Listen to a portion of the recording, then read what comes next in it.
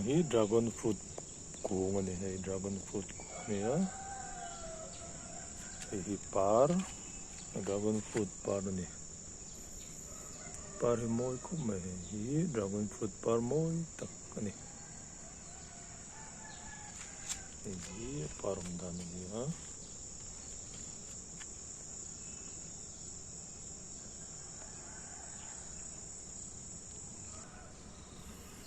hi Dragonfruit ra ani thong ani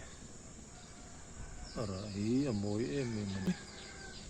chonin Dragonfruit hi te tui ve tak ani no panghian 20 em ani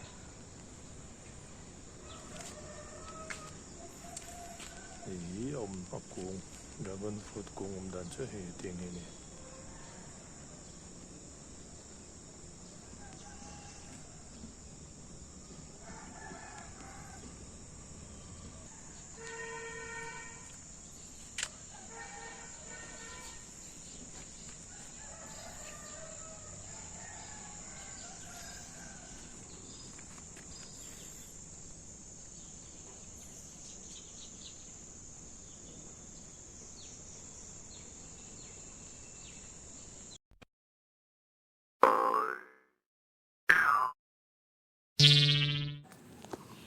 kan channel te min lo clear sa ka kan lom em em ani min lo like min lo subscribe sak ve don dia